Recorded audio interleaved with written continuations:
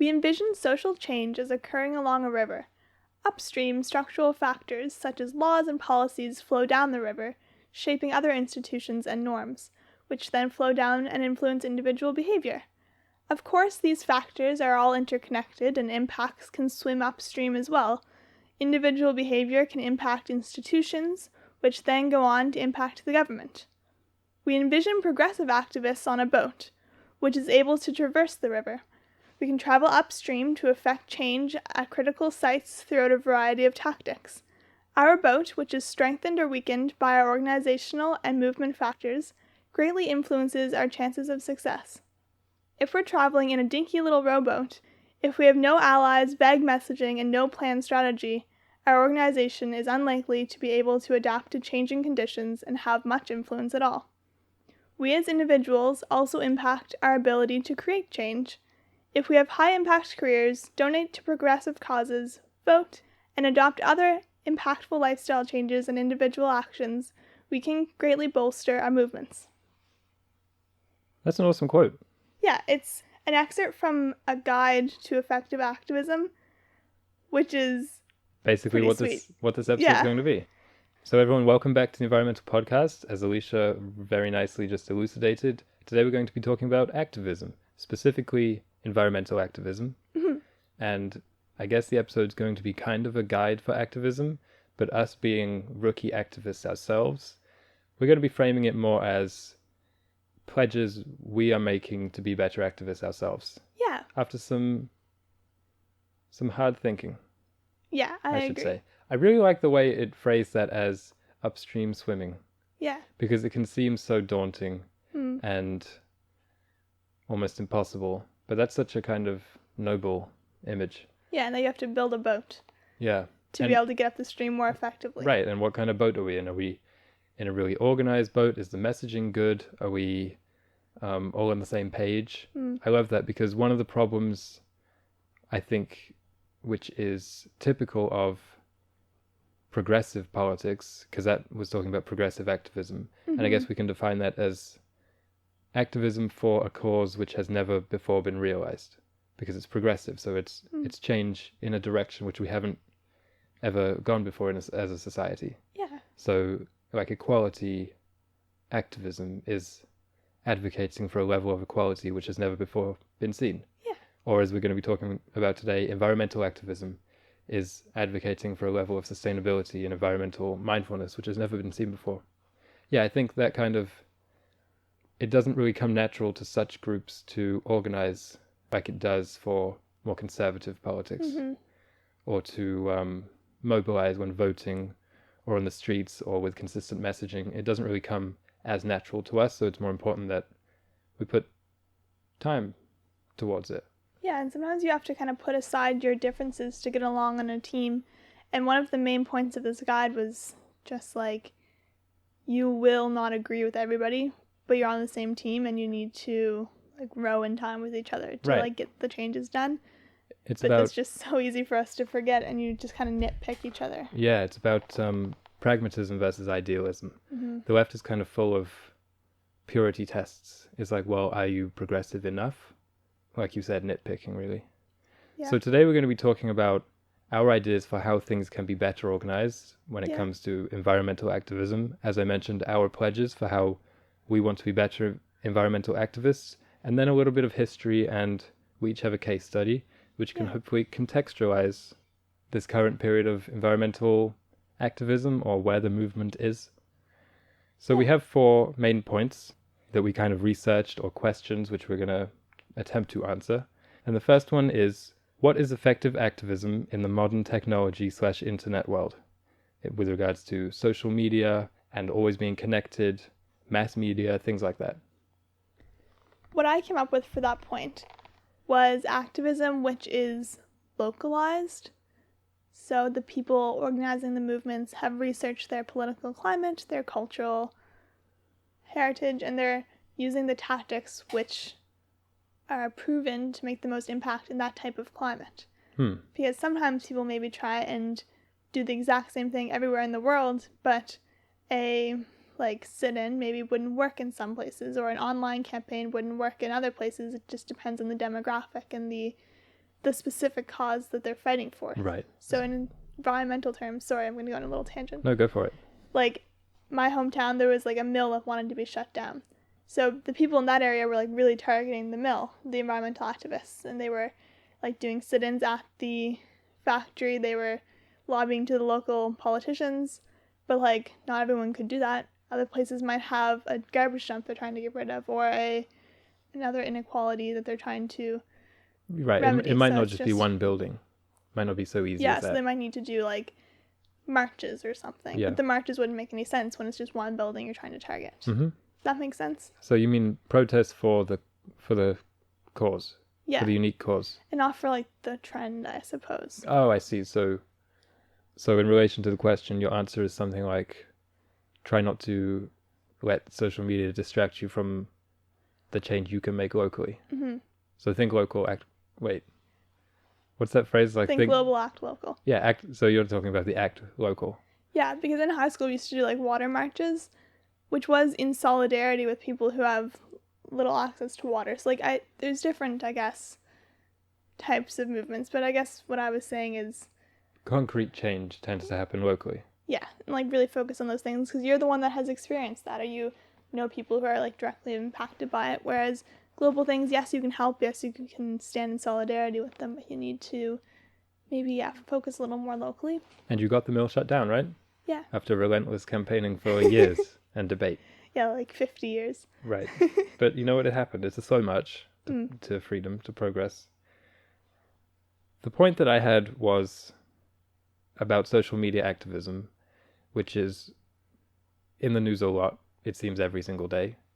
Be it about some new trending hashtag for Black Lives Matter or the environment, the student marches, political ones, anything like that. And I just wanted to discuss the idea of like hashtags or when the Instagram trend a couple of weeks ago of posting the black square in solidarity with Black Lives Matter. Mm-hmm. What do we think to that? Effective? Pointless? A nice gesture? I think that movement in particular, like the recent one, was incredibly effective. It seems that almost everybody is educating themselves, even like those who maybe they posted the black square at first just because it was a trend, and then someone said to them, why did you post it? And they said, well, like for Black Lives Matter. But then they're like, you really should educate yourselves, and people are like listening. So you mean it's a good kind of entryway? Yeah. Even if the person doesn't think it is. Yeah. I would say, I in general, I agree. I think in years past, there was a bit of naivety with it, where if someone just, retweeted the post or made the hashtag or did the thing on Instagram or changed the profile picture, they kind of wipe their hands and be like, okay, I'm done with it. And, maybe clap themselves on the back. But now I do think more people are waking up to that can be a little bit empty. They're realizing that their actions can kind of lead to a more collective movement and actually like make change. Yeah. Because sometimes individual action feels useless. It's like if I stop eating meat, no one else is going to stop. So like what's it matter? But you can be the inspiration for other people to actually make change. So it's like, I actually donated to this cause. And people will be like, oh, maybe I should do that. I guess my point is that making a post on Instagram is not stopping eating meat. Yes. Like it doesn't really do anything. No, I agree. So I'm still, in total, I still think it's kind of pointless. I think there still is a lot of, I'm kind of cynical like that, so I think there's still a lot of posturing and peer pressure, as you mentioned, which doesn't go anywhere and might be kind of detrimental in some ways. No, it definitely gets people to think, oh, I've done my part, and then that's all they stop at that. I saw an interesting comment the other day it was on an article about this social media's role in protesting and activism. Mm-hmm. And the person said, well, it's been integral to organizing marches in America over the last couple of months, and nothing would have been organized without it. Mm-hmm. And I was like, but there were protests and marches way before social media, which were pretty all-inclusive. Yeah. So I don't think that's true. I think people organize themselves no matter what. I think it might seem like social media is necessary to it, but people were doing it way before the internet. Yeah, like you can see a poster and go to the march. Yeah. I read a little bit about that as well, and it compared the civil rights movement to the environmental marches, the like Fridays for the Future. Right. And it said the difference between those two is that the civil rights movement, there was a bit of community amongst the people there because it had all spread by word of mouth. So like everyone had some kind of relation to each other. But now you can be there in a crowd. Like we've gone to some environmental marches and you don't know anybody and like you don't even feel inclined to talk to them. So it's like a more unified front maybe if it's not organized on social media. That's a good point. Yeah. Because it just draws in randos. Yeah, people just there to take pictures, which I've shown up to some marches to do. I think there's another big difference between the civil rights and environmental marches, but I wanted to mention it later on. Okay. So that was kind of my negative with modern times activism, is the actual kind of modern aspect of it. I don't think is really good. My positives obviously is that you have the internet, so hey, you can educate yourself like never before. And the biggest one for me is media. Before the internet, everyone just kind of watched TV or read the newspaper. Yeah. And that was one source, and, you know, it could be true or it could not be. And now, as kind of messy as this gets with echo chambers and fake news being kind of perpetuated, well, now there's real videos taken by everybody on the streets. So there's so much media now you can get through, alternative to the CNNs, CBCs, NBCs of this world, that it seems easier to find the truth. Unfortunately, it's kind of, you have to wade through layers of falsity to get to it. But it is out there. You just have to find it. Whereas before, I don't think it was out there at all. It's like, well, how are you supposed to know? Like, people live stream from on the streets of protests now. So you can actually watch what's happening. If there's some kind of incident with the police, most often there's footage of it. Whereas before, maybe you just have to believe what the newspaper said. No, that's a very good point. Sharing the proof and like proof like that is indisputable, whereas even photos maybe could be altered if it was shared in a newspaper and stuff. I just think injustice is finding it harder to hide now. You know, it's being exposed, which is undoubtedly a good thing. Yeah, very good point. So that's effective activism in the modern world. Did you have any other points on it? I'm just going to recommend to people to go and read the article that I started it out with. It's called The Effective Activist Guide, and it doesn't have any one author. It's a collaborative. It's a synthesis of academic research. So every single point that they make is backed by several academic studies on what actually has proven to make effective activism, and it's incredibly comprehensive. It gives you questions to ask yourself and work through the guide. I haven't even gotten through the whole thing, but I've done some of the questions, and it's how I got to some of the answers for today's episode. Very neat. They can just find that on the internet? Yeah, just type in the Effective Activist Guide and it will come up. That's... what you just said is so demonstrative of the good things about the internet when it comes to activism. Yourself is... It's never been easier. I know. And there's so many different types of resources. So you have that's a synthesis of different academic stuff, or you can find news articles. To be honest, you can just go on, find some influencers who are involved with protests in whatever your cause, which you're interested in, on TikTok or Instagram.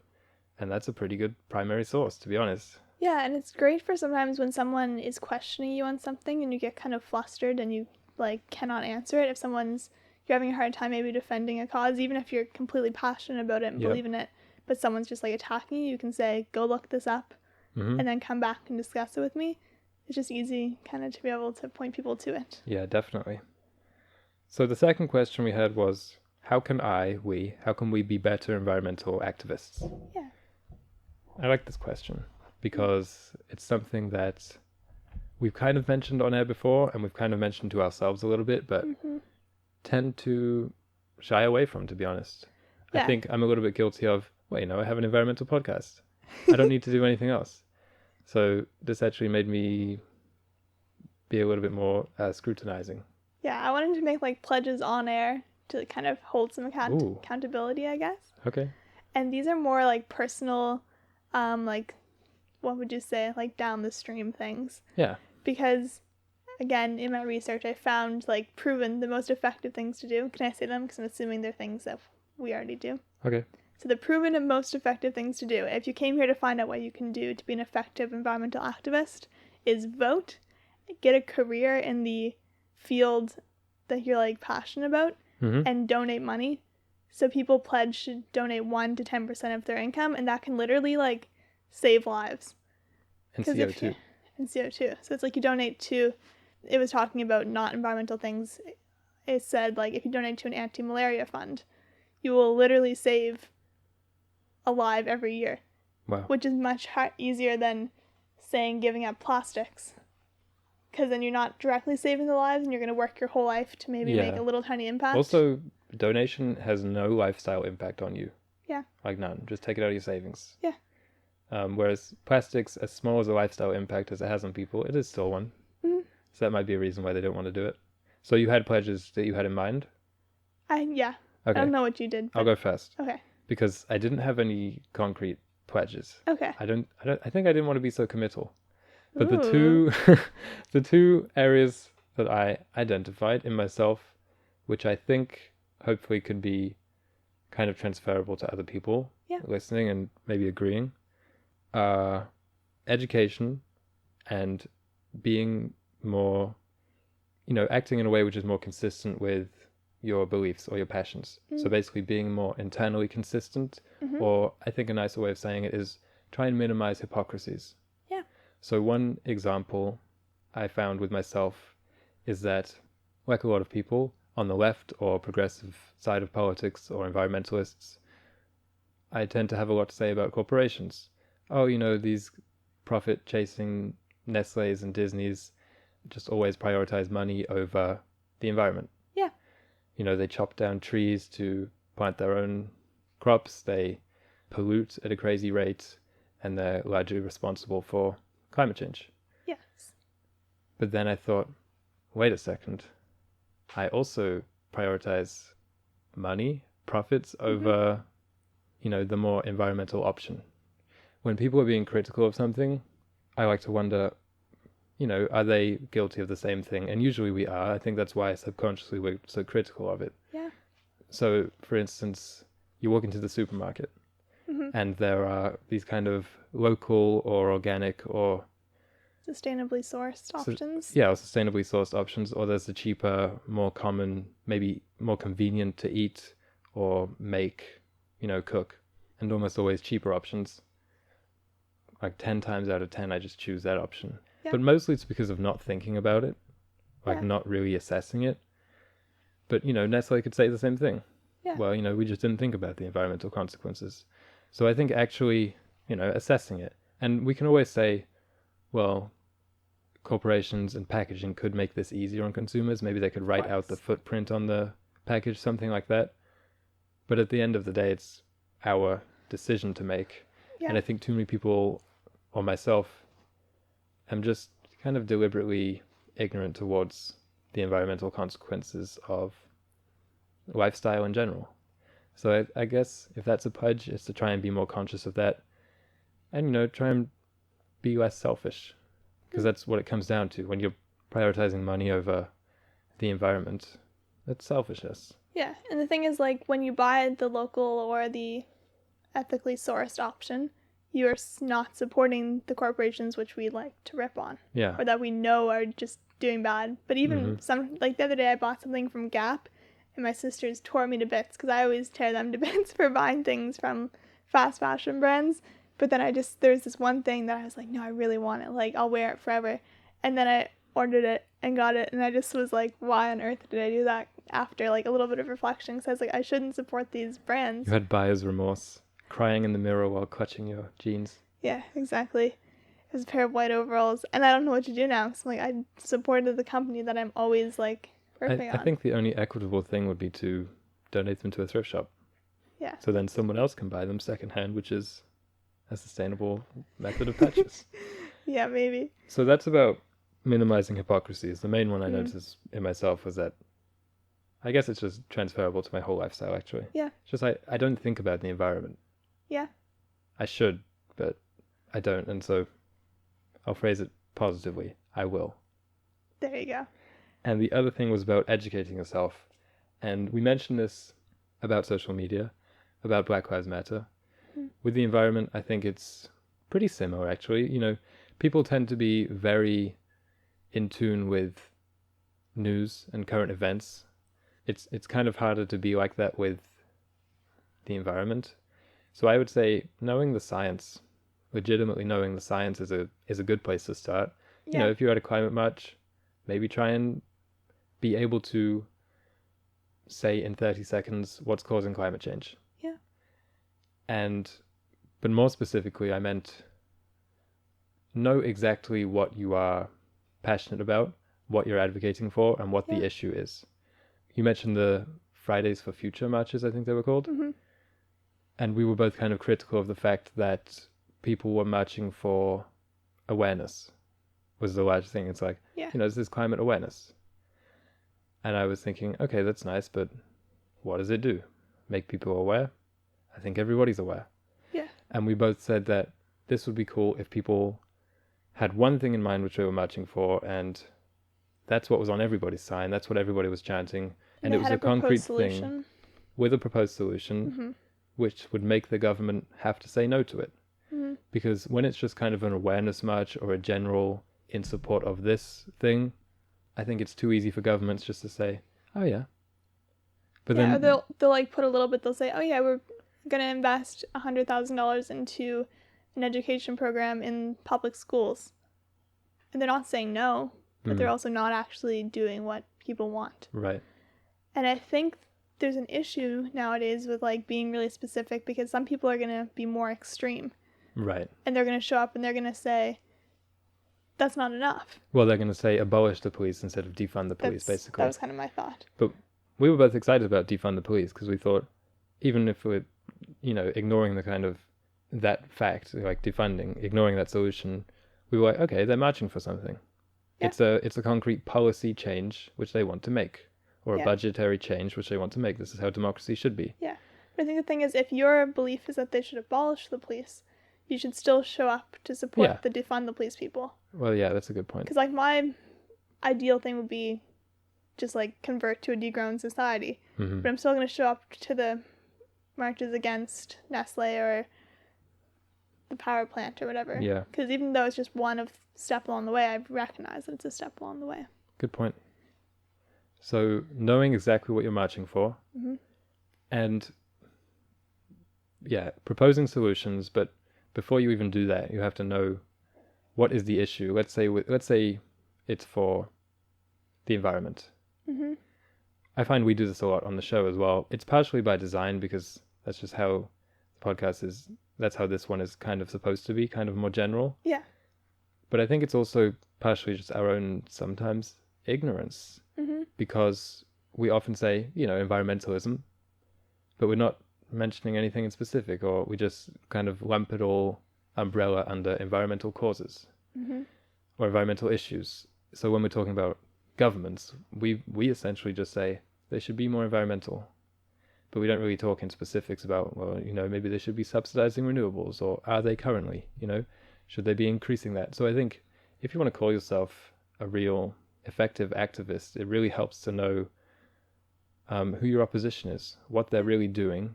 Read federal and municipal budgets. Yeah. That seems like a good place to start. Yeah, and you can read legislature and things that are being proposed. I thought it'd be really daunting, but I've done so on a few different things locally, and it's incredibly educational to see the government breaking the laws they wrote. Yeah. And then if I was to speak to someone about, it was the Endangered Species Act, and if I was to speak to someone on it, I could say, you did this, which broke this law that you wrote. It just makes it That's easy. Another thing. Yeah. To hold the corporations and the governments accountable, you have to be educated. Yeah, you have to be. Because, you could say, you can know that they're doing something, say, you're polluting, but it's just, if you said that to them and didn't have the facts to back it up, they would be like, it's just a kid, or it's just, it's whatever. Yeah. I had a good analogy about this. Okay. It was my high school AP chemistry grade 12 class. Okay. And we had a first-time chemistry teacher. So the whole class was kind of up in arms about that, as high school students tend to be. Yes. And she the teacher's strategy was to prepare us for university by doing like a flipped classroom, is how she termed it. So basically all through high school, you learn the lessons in class, get introduced to new concepts, practice at home. And her flipped classroom was do the readings at home to learn the concepts, watch the videos or whatever, come to class, and she won't teach us, she'll just troubleshoot any issues that we have and help us practice. Which, in theory, you might say, okay, that's kind of how university classes work. The lectures are usually more like answering questions and stuff stuff is the value from going. Reiterating things which we should have done in the assigned readings. No one does them, but that's how they're supposed to function. Yes. What happened in this classroom, because I think we're all kind of stuck in our ways, grade 12 students who had never encountered a class like that before and so thought it was wrong, was everybody came to class expecting her to just teach us the things because we hadn't done any preparation of our own. And she would basically come in and say, so does anyone have any questions? Who needs help understanding this? And everyone would say, yeah, I don't understand this. And she'd say, what don't you understand? And we'd just say, it. She'd say, does anyone have any specific questions? And we'd say, no, we just don't get it. So, come with specific questions is what I'm trying to say. Very good. Yeah. You have to be educated to know what questions to ask. Because I wouldn't know the first question to ask about learning like nuclear physics. Right. But if I was going to go speak to a professional and like wanted to learn, I'd have give to yourself some kind of an introduction. Yes. And you'd, kind of underline the things which you don't understand. Yeah. Cool. So that is your pledges. Yeah. Want to hear mine? Mine are like really specific because they're basically just more specific things to your points, like holding myself more accountable and learning more. So the first one is to use active or public transit, just way more than I do. And it's hard because of where I live. There's no public transit. We live in rural places, so there's no buses. Yes, and I can't bike to work. I have considered it. It's 30 kilometers, and a girl I work with bikes 25 kilometers to work and from work, and she's an absolute superstar. That means next episode Alicia's just gonna have monstrous thighs. She's not gonna be able to sit. And I'm like kind of like fighting with myself. I'm like, should I? I mean, I can't. For those at home who can't see me, I broke my arm. Which is everybody. Yeah. Alicia broke her arm slipping around on some rocks. Yeah, I was taking pictures for Instagram, for the podcast Instagram, and I fell. This is why you shouldn't be so obsessed with social media. Yeah, I know. Anyway, I can't bike to work this summer, but I could probably bike to the supermarket, and like I go to Valley Village all the time and stuff like that. So I could bike around more. And the thing is, I live like a 5-minute walk, 2-minute bike from this market that's open almost 7 days a week, I think. And I'm like, why don't I just go there if I need groceries instead of the supermarket? Anyway, using active or public transit whenever possible, but also getting involved. My community is working on installing a transit system. What? Yeah. Buses? Buses. I think it's going to be one bus that goes around the different towns. But I should just get involved in funding, supporting, advocating for that. Yeah. I was at the very, very beginning when I was still in high school, but that was like the very beginning of it, and then I went to university and haven't been involved. Anyway, getting involved in lobbying the things that I'm like really, really passionate about, which is transit available, because it would make the community feel better. The next thing is to eat more seasonally, more local, and fewer animal products. So just like changing my diet to be more environmental. More seasonally, so things which don't have to be shipped from afar. Yeah, like cantaloupe's my favorite food, but it doesn't grow here. I'm trying to grow some in my greenhouse, but we'll see how it goes. Yeah, and locally is a similar thing, and eat less meat. Yeah, and I don't eat much meat, which is probably why I am the way I am. But I need to try and like adapt my diet to give me the nutrients I need. But that's, again, I always like gripe people when they're eating like beef, because I don't eat beef very much, like once in a while if someone like serves it to me. But I'm always like, why do you eat so much beef? And I'm like, I eat pork and like chicken, and I could stop doing that. An observation I made when it comes to being internally consistent, so minimizing hypocrisies, a good way I think of phrasing it is basically act how you think everyone should act. So if it's a matter of ethics, it's essentially act how you want to be treated. Yeah. And if it's a matter of sustainability, it's essentially act how you think everybody needs to act for things to be running sustainably. Yes. So I would say vegans think everybody needs to be vegan. Yeah. Because that would help a lot. My thinking is that not everybody needs to be vegan or even vegetarian. I think need to eat less meat. We shouldn't be having meat 3 times a day. Yeah. Or maybe even once a day. But I just, so that's my thinking. And obviously everybody has different opinions on that, on what needs to be done for ultimate kind of sustainability to be reached. But as you said, it shouldn't be about purity testing or nitpicking. It's like, oh, you want to eat less meat? Okay, here's some recipes, something like that. Yeah, that's a very wonderful point about not having to go to the extreme, trying to have the biggest impact you possibly can, like living zero waste, zero meat, like just kind of the way that you believe if everyone acted that way. Because then if people see you as an example, they say, that's attainable. Right. I can learn from them. I can actually do this. And then you'll spread the light of the environment. I have huge respect for people who go zero waste, though, or vegan. I know. Because those are the trailblazers. Of course. They're like the trendsetters. Most people are just kind of following in their footsteps, but to a lesser extent. Yeah. I had a couple more.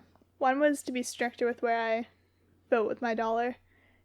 And I already kind of made that point saying I get really mad at people when not really mad, but you know what I mean. I'll say like, yeah, this is like, people die in these factories, like you need to stop doing this. And then I go and like buy something. And I know it's like, you shouldn't beat yourself up when you make a mistake, but trying to be even more careful and getting educated on the impacts of the things, so I can say really, really specific examples of when a factory collapsed or how like producing jeans emits a ton of water pollution and uses a ton of water, stuff like that. We've kind of talked about that to ourselves about the podcast, in that we often just kind of make kind of grandiose sounding claims or assertions or generalizations about things that we don't back up with studies. Yeah, that's the kind of students we are. But that even knowing a couple statistics makes you sound so much more legitimate. Yeah, because the thing is, I know what's happening, but it's like I have no like specific like in this country. If you could say 62% of pollutants come from this type of manufacturing. Yeah. That's what most politicians do before they go on a campaign or before they go enter a debate. They just know a few statistics or a few specific case studies, and they just kind of repeat that or phrase it in different ways, which is, not everybody can know everything, so that's perfectly fine. Yeah. But you have to know those few, or it would be very helpful, should I say, if you know those few. Yeah. And that brings me to my last point, which was to learn more about environmental science and the history of the environmental movement, which I did a lot of for today's episode. Obviously not environmental science, but learning about the history of the movement. And I just want to be able to like advocate on behalf of people who are vulnerable to environmental or to climate change. Yeah. Because it's like that kind of, I think it might bring us into our next point, but it's just, is the next point asking... Wait, I had one more thing to mention on this when it comes to being a better environmental activist. Okay. Do the kind of activism which suits your life, your setting, and your personality. And you kind of mentioned different types in that opening quote. It said, get a high-level career in the field that you care about. Yeah. So if you're interested in media, photography, video making, music, literature, podcasting, and you really care about the thing, do something in that field. Yeah.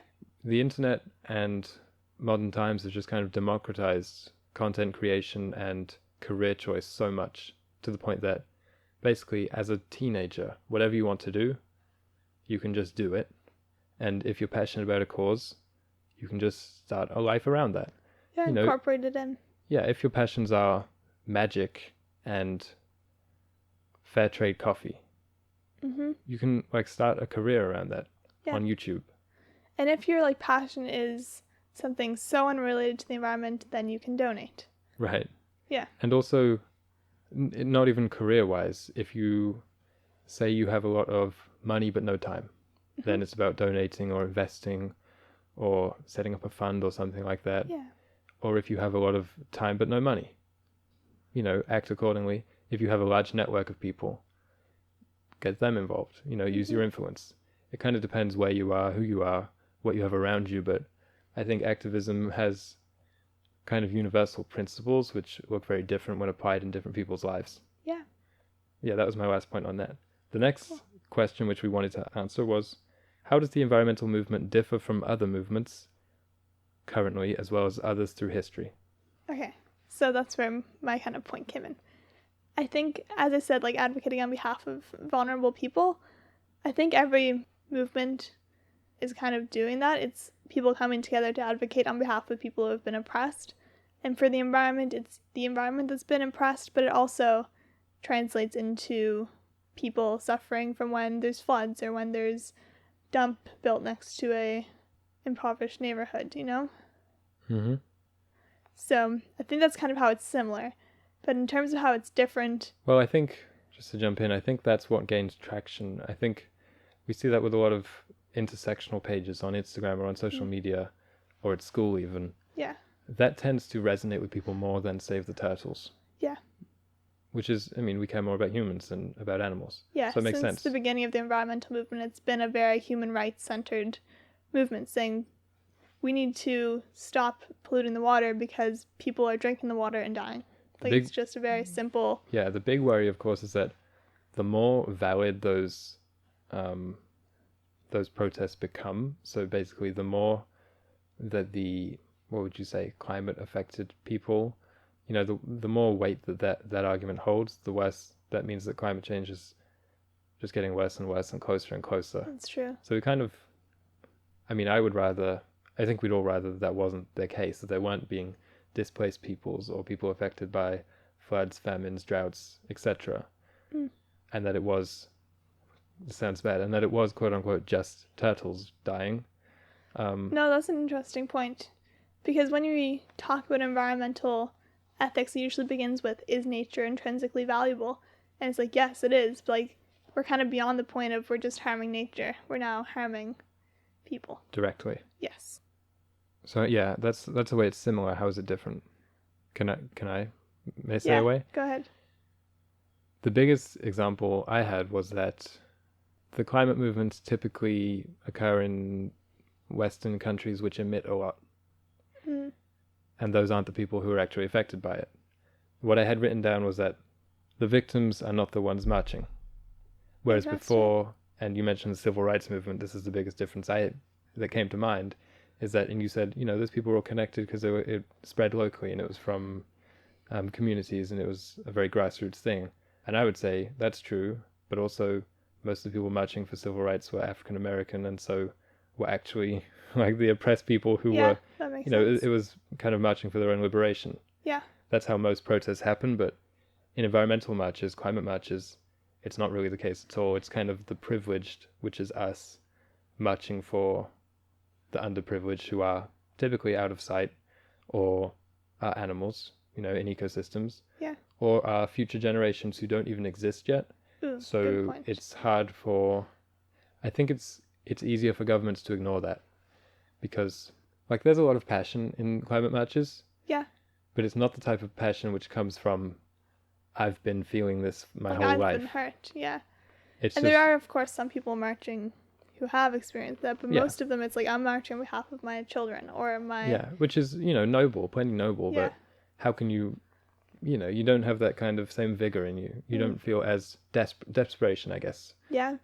Which has typified a lot of other activism through the last couple of centuries.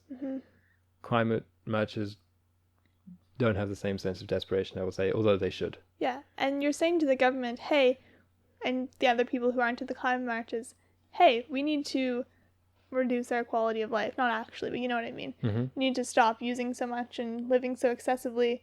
Kind of, reduce how you feel, your happiness, sacrifice, maybe, for the sake of people who you can't see right now. Yeah, people who are literally unborn or in different countries, or in coral reef ecosystems. Yeah. So it is hard to get people on board for that. So that's, and you can point to examples of people who are currently suffering, but it just is still like it's kind of detached from. It's out of sight. People you're trying to influence. Well, governments would say they're not my citizens. Yeah. Which is obviously kind of heartless and also ignorant to the fact that climate change will spread to affect everybody. Yeah. Any other differences you had? The only one I could think of was what you mentioned. I had another one, which is that the issue of environmental degradation or unsustainability is more foundational than I could think anything else which has been protested and overturned in recent times. This is just a way we be. We be unsustainable. This is how people exist for thousands of years. Yeah, we've been just like kind of taking and taking and taking. Yeah, that's like how every single society has been. Yeah, it's like, okay, everybody. There are some indigenous cultures which are a little bit more forward-thinking. Yes. But for the most part, especially in the West, because that's all I know. The West, and then as countries are industrializing, they're adopting the habits of the West, which are unsustainable. It's foundational to our economy, and I would even say to our psyche at this point. Mm-hmm. We take, we grow, we expand, and we don't think to give back. So that's the biggest way I think it's different is that it's not just a policy change or something. It's not just an amendment to a constitution. It's a whole cultural paradigm shift which needs to take place over like a century. Yeah, because it's not just a policy thing. And the thing is, like, say civil rights, it was a policy, and then of course people had to stop being racist. Like they had to relearn how they treated other people. Yeah. But the environment is like, not that those marches accomplished that 100%, but it made steps. Yes, but the environment is like, you need to change how you think, how you live, how you buy, how you sell, how you like get around. Like, you have to change everything. Policy, right, economy, and then so basically it differs in scope to other causes. Yeah. Which leads me pretty nicely into our last question, or our last exercise, which was we each came up with a case study of a successful non-violent revolution. Okay. Do you want to go first, or do you want me to go first? I'll go first. Okay. So my one, coming off the back of, we just described the immense scope of change which needs to happen for positive mitigation and adaptation to climate change. The revolution I came up with was the Industrial Revolution. Okay. We kind of talked about this to ourselves as, let's each come up with a protest which worked.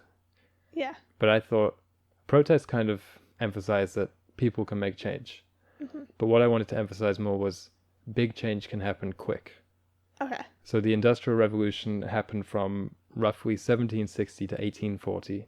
It was 80 years, which just changed, completely overhauled society and the economy in the UK, the USA, and most of Europe. From inventions such as steam power and machine production, I will say. That's kind of what the Industrial Revolution did. It changed most production of goods from handmade to machine-made. Automated, yeah. So some examples of this were that there was a huge textile industry in the UK. It was the biggest industry in terms of how many people it employed. Okay. Before the Industrial Revolution. And then was invented a new loom machine. I don't really know how looms work, but it was more efficient and required way less skill to operate. So it mechanized it. And that kind of overhauled the industry because it needed less people then. Steam power just made everything run faster. Transport started to change a lot. Roads were being built differently. Power was generated differently. There was much cheaper, quicker, and more accessible manufacturing of iron and other metals. Another example was the paper machine. It was invented in 1806, so right in the middle of it. And that, combined with steam power, allowed kind of mass production of pamphlets and newspapers. So literacy started to rise a lot. And it basically changed pretty much everything about society.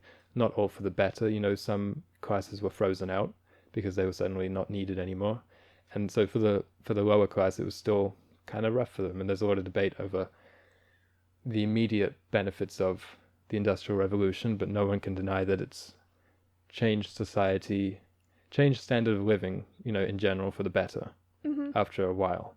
A quote I saw was that economic historians are in agreement that the onset of the Industrial Revolution is the most important event in the history of humanity since the domestication of plants and animals. Yeah. And it happened in 80 years. So I just think of sustainability as a similar leap which needs to be taken. Yeah. And the Industrial Revolution seems like a case study in that it can happen. It's happened before. Yeah. You know, a few big inventions, the right kind of, the right timing, things happening in conjunction with one another in different industries and different areas of society. And I feel like the optimist in me says we're on the verge of that when it comes to environmentalism. Yeah, I think so. So that's my successful revolution. What was yours? Mine was the anti-WAA Hastens protest, which is, okay, I don't even know how to pronounce the name because it's like this 30-letter long word, German word, but it was these, they called them political concerts. And there were concerts that happened every July for 5 years, and the point was to protest the building of a nuclear treatment plant. When was this, in the 50s, 60s? In the 80s. Okay. And so it was just this youth movement, so it was a bunch of teens got together, organized this rock concert, and it was just all about, there was absolutely no violence. Police showed up and expected there to be, and there was just nothing. And it happened over 5 years, and it started out with 2,000 or 4,000 people. They didn't keep very good track the first year. And then the 5th year, there was 100,000 people. And just due to the number of people that showed up to this thing to support the cause, right? They weren't chanting with signs or anything. It was just this concert supports this cause. All money that raised from the records that were made went towards lobbying and more concrete government stuff. But it ended up stopping the plant from being built. Wow. And there was never an ounce of violence. Kind of like names on a petition. Yeah. Music for change. Yeah. Political concerts. Our lo-fi music festival should be environmental themed. Yeah. All the proceeds go plan. to stopping climate change. Hmm. So when was that? In Germany in the 80s? Yeah. That's very neat. It was 82 to 87. Yeah, and it just was never built. And it's just showing up. Yeah. We've seen some recent occupations and stand-ins near us which have worked in stopping a pipeline, right? Yeah. And that was a hard-fought battle over a couple years at least. Yeah. I have respect for those people and would like to become one of them. I'd like to go to that concert. Yeah.